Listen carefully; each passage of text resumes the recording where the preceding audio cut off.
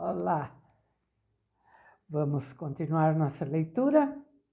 Hoje nós vamos a partir do capítulo 21, o Almocreve. Vai então, empacou o jumento em que eu vinha montado. Fustiguei-o. Ele deu 2 corcovos, depois mais 3, enfim mais um, que me sacudiu fora da sela. Com tal desastre que o pé esquerdo me ficou preso no estribo. Tento agarrar-me ao ventre do animal, mas já então, espantado, disparou pela estrada afora. Digo mal, tentou disparar e efetivamente deu 2 saltos. Mas um almocreve, que ali estava, acudiu a tempo de lhe pegar nas rédeas e detê-lo, não sem esforço nem perigo. Dominado o bruto, desvencilhei-me do estribo e pus-me de pé. Olhe do que vosmecê escapou, disse o almocreve. E era verdade. Se o jumento corre por ali afora, contundia-me deveras, e não sei se a morte não estaria no fim do desastre. Cabeça partida, uma congestão, qualquer transtorno cá dentro. Lá se me ia a ciência em flor.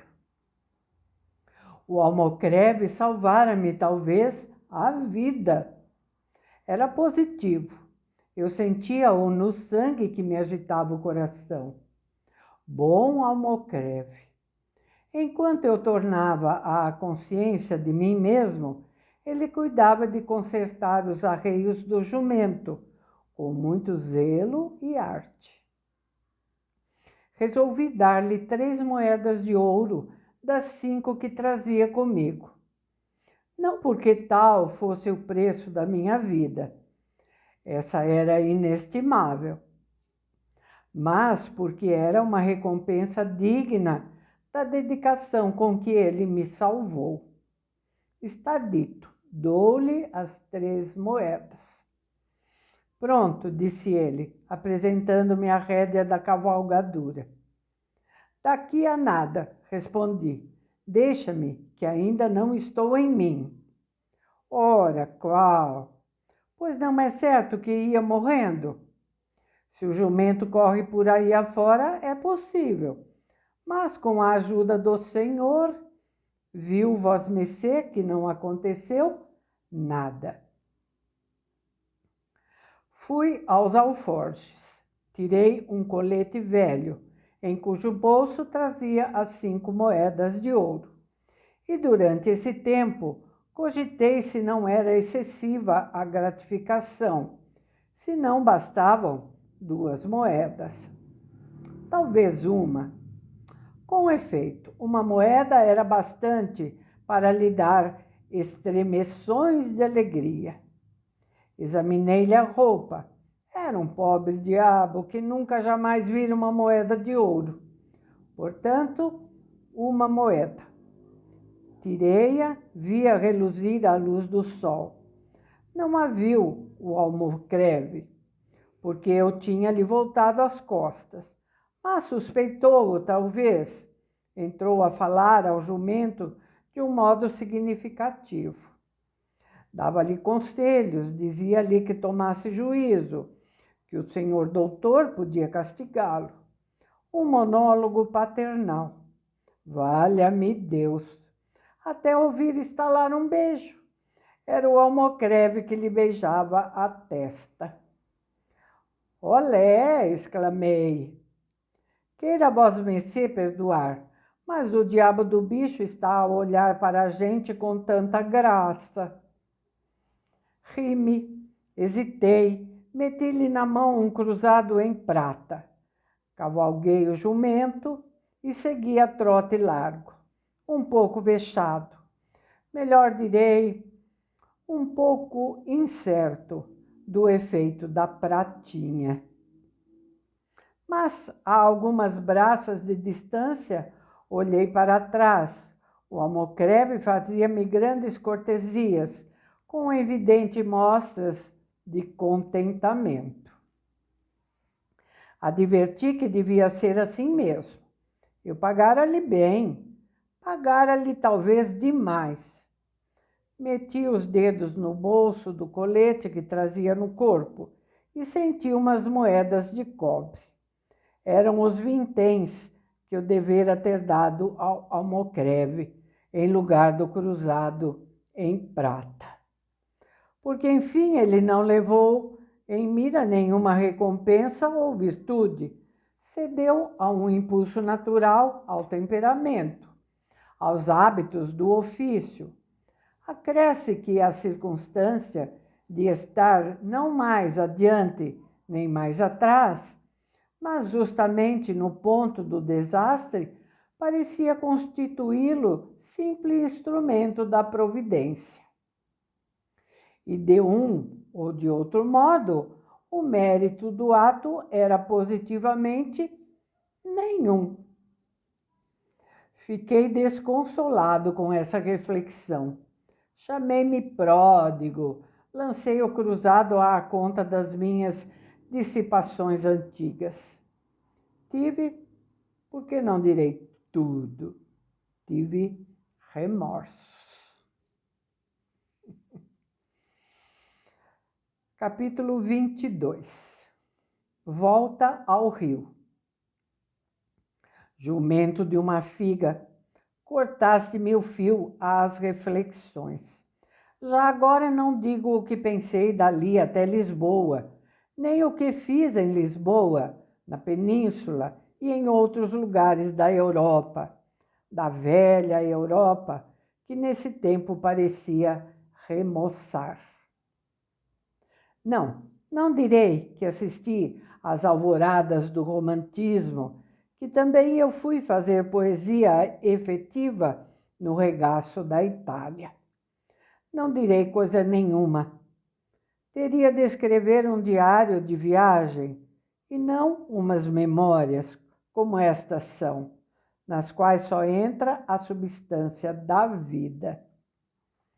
Ao cabo de alguns anos de peregrinação, atendi às súplicas de meu pai. Vem, dizia ele na última carta, se não vieres depressa, acharás tua mãe morta. Esta última palavra foi para mim um golpe.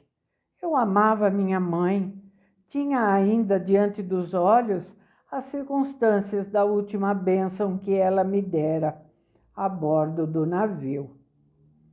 Meu triste filho, nunca mais te verei, soluçava a pobre senhora, apertando-me ao peito. E essas palavras ressoavam-me agora como uma profecia realizada. Note-se que eu estava em Veneza, ainda recendente aos versos de Lord Byron.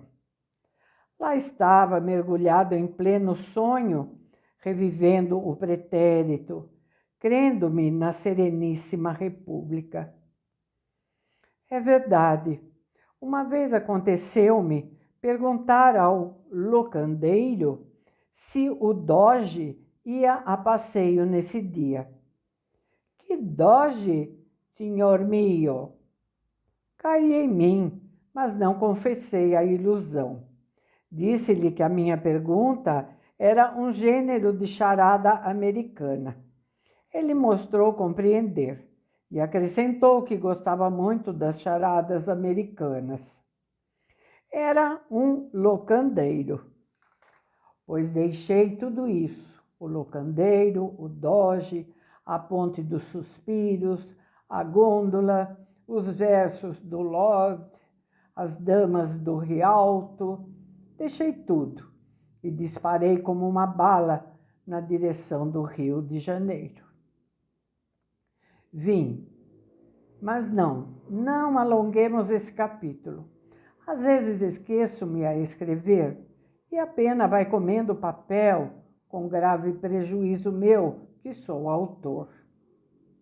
Capítulos compridos quadram melhor a leitores pesadões. E nós não somos um público in folio, mas in 12. Pouco texto, larga margem, tipo elegante, corte dourado e vinhetas. Principalmente vinhetas. Não alonguemos o capítulo. Então vamos para o 23. Triste, mas curto. Vim. Não nego que ao avistar a cidade natal, tive uma sensação nova. Não era efeito de minha pátria política, era o do lugar da infância, a rua, a torre, o chafariz da esquina, a mulher de mantilha, o preto do ganho, as coisas e cenas da meninice, buriladas na memória. Nada menos que uma renascença. O espírito, como um pássaro, não se lhe deu da corrente dos anos. Arrepiou o vôo na direção da fonte original e foi beber da água fresca e pura, ainda não mesclada do enxurro da vida. Reparando bem, há aí um lugar comum, outro lugar comum, tristemente comum, foi a consternação da família. Meu pai abraçou-me com lágrimas. Tua mãe não pode viver, não pôde viver, ou não pode viver. Disse-me, com efeito, não era já o reumatismo que a matava, era um cancro no estômago. A infeliz padecia de um modo cru, porque o cancro é indiferente às virtudes do sujeito. Quando roer é o seu ofício. Minha irmã Sabina, já então casada com o Cotrim, andava a cair de fadiga. Pobre moça, dormia 3 horas por noite, nada mais. O próprio tio João estava abatido e triste. Dona Eusébia e algumas outras senhoras lá estavam também, não menos tristes e não menos dedicadas. Meu filho. A dor suspendeu por um pouco as tenazes. Um sorriso alumiou o rosto da enferma, sobre o qual a morte batia a asa eterna. Era menos um rosto do que uma caveira. A beleza passara, como um dia brilhante. Estavam os ossos, que não emagrecem nunca. Mal poderia reconhecê-la. Havia 8 ou 9 anos que nos não víamos. Ajoelhado ao pé da cama, com as mãos dela entre as minhas, fiquei mudo e quieto, sem ousar falar, porque cada palavra seria um soluço, e nós temíamos avisá-la do fim. Vão, temor. Ela sabia que estava prestes a acabar. Disse-mo. Verificamo-lo na seguinte manhã. Longa foi a agonia, longa e cruel, de uma crueldade minuciosa, fria, repisada, que me encheu de dor e estupefação. Era a primeira vez que eu via morrer alguém. Conhecia a morte de oitiva, quando muito tinha-a visto, já petrificada no rosto de algum cadáver, que acompanhei ao cemitério. Ou trazia-lhe a ideia embrulhada nas amplificações da retórica dos professores de coisas antigas. A morte, a leivosa de César, a austera de Sócrates, a orgulhosa de Catão. Mas esse duelo do ser e do não ser, a morte em ação, dolorida, contraída, convulsa, sem aparelho político ou filosófico, a morte de uma pessoa amada, essa foi a primeira vez que a pude encarar. Não chorei.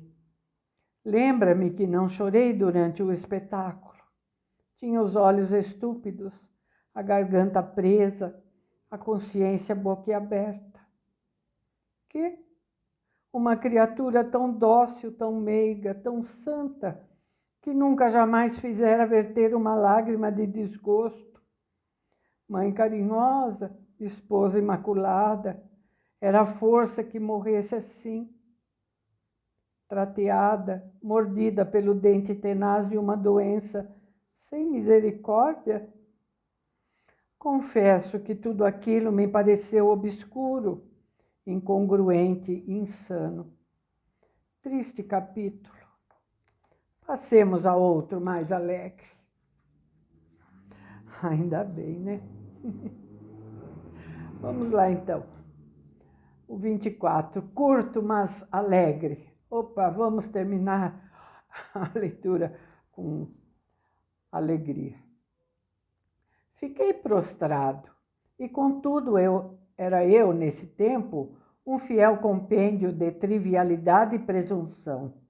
Jamais o problema da vida e da morte me oprimira o cérebro. Nunca, até esse dia, me debruçara sobre o abismo do inexplicável. Faltava-me o essencial, que é o estímulo, a vertigem. Para lhes dizer a verdade toda, eu refletia as opiniões de um cabeleireiro que achei em Módena e que se distinguia por não as ter absolutamente. Era a flor dos cabeleireiros. Por mais demorada que fosse a operação do toucado, não o enfadava nunca. Ele intercalava as penteadelas com muitos motes e pulhas, cheios de um pico, de um sabor. Não tinha outra filosofia. Nem eu. Não digo que a universidade me não tivesse ensinado alguma, mas eu decorei-lhe só as fórmulas, o vocabulário, o esqueleto. Tratei-a como tratei o latim. Embolsei 3 versos de Virgílio, 2 de Horácio, uma dúzia de locuções morais e políticas para as despesas da conversação. Tratei-os como tratei a história e a jurisprudência. Colhi de todas as coisas a fraseologia, a casca, a ornamentação. Talvez espante ao leitor a franqueza com que lhe exponho e realço a minha mediocridade. Advirta que a franqueza é a primeira virtude de um defunto.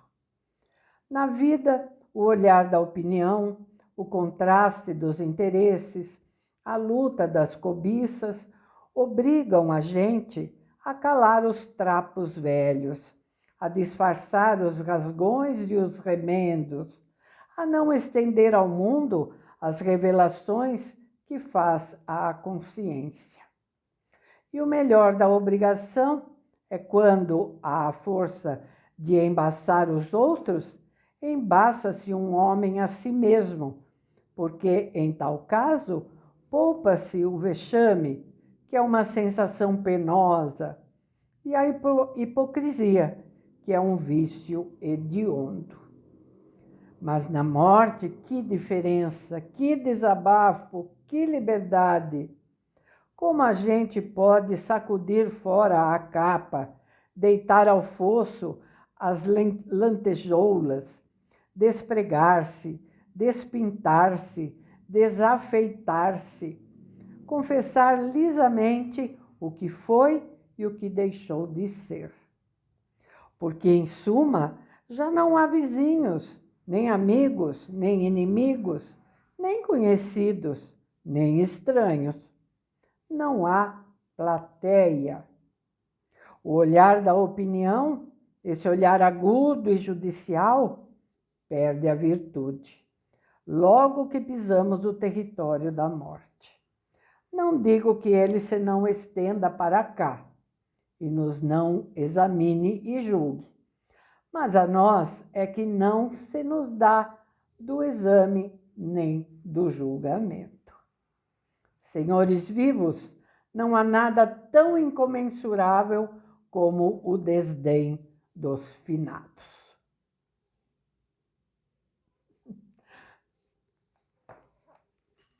O que ele considera alegre, né? Tá bom. Então, encerramos por aqui a leitura de hoje, tá bem? Amanhã voltamos para dar sequência no nosso livro. Muito obrigada, fiquem com o meu abraço. Não esqueçam, por favor, pelo menos o like, tá? Tchauzinho. Obrigada.